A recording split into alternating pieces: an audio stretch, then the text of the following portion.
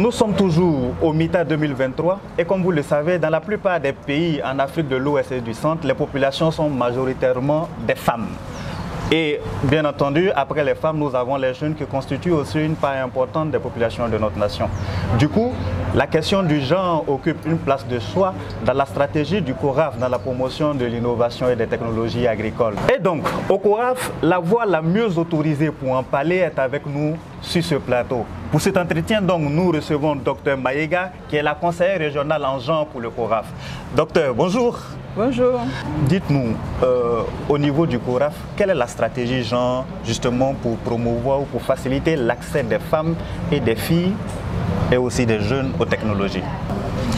Et comme j'ai l'habitude de le dire, le développement d'une politique genre, une stratégie genre pour le CORAF, c'est donc imposé au CORAF, au regard même de son mandat, qui est de contribuer à l'émergence de la souveraineté alimentaire des États en Afrique de l'Ouest et centrale. Le secteur agricole africain de façon générale et le secteur agricole particulièrement dans la sous-région se trouve confronté à des défis majeurs. Dans ces défis, on a aussi les inégalités de genre dans l'accès à ce que nous appelons les ressources productives agricoles, à savoir les technologies et les innovations, la terre, les formations, le crédit agricole, le marché, les infrastructures agricoles, etc., etc. Alors, pour nous, tant que nous ne travaillons pas à relever ces défis liés aux inégalités de genre dans l'accès aux ressources productives que je viens juste de mentionner, il serait difficile vraiment d'atteindre les objectifs pour faire en sorte que ce secteur agricole puisse nous aider à nourrir les populations. De façon pratique sur le terrain, comment cela se matérialise? Comment cette facilitation à l'accès à l'innovation se matérialise? En fait, je répondrai même déjà par le rationnel, selon l'objectif de ce MITA, que nous avons décidé de consacrer à la promotion des technologies sensibles aux gens et à la nutrition. Mais pourquoi ce MITA? En fait, le fait irrécusable, c'est que la science, la recherche et l'innovation peuvent effectivement aider à travers la génération des technologies à accroître la production alimentaire pour que nous puissions répondre aux besoins en alimentation de nos populations.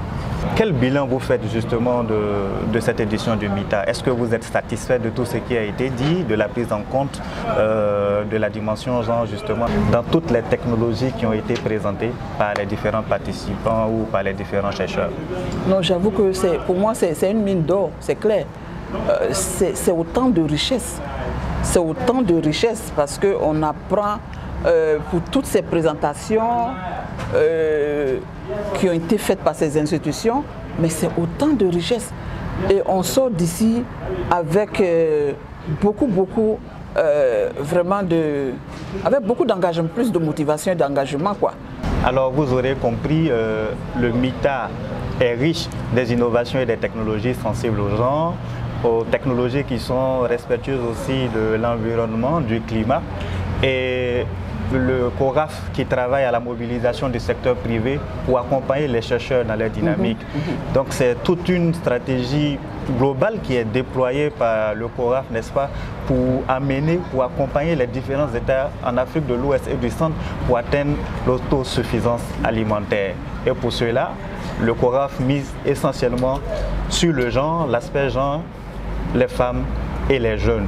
Et comme vous l'avez aussi compris, mesdames et messieurs, mais le CORAF aussi encourage les jeunes à se positionner, à créer des start-up pour essayer de combler le gap. Oui. Parce que l'institution est là, les prototypes sont là, il ne reste qu'à créer les opportunités et justement les structures financières avec voilà, l'accompagnement institutionnel du CORAF pourrait s'engager à accompagner ces jeunes-là. La balle est donc dans votre camp. Alors nous sommes pratiquement à la fin de cet entretien. Merci beaucoup de nous suivre. Nous sommes à Ouagadougou et c'est toujours le MITA organisé par le CORAF. À bientôt.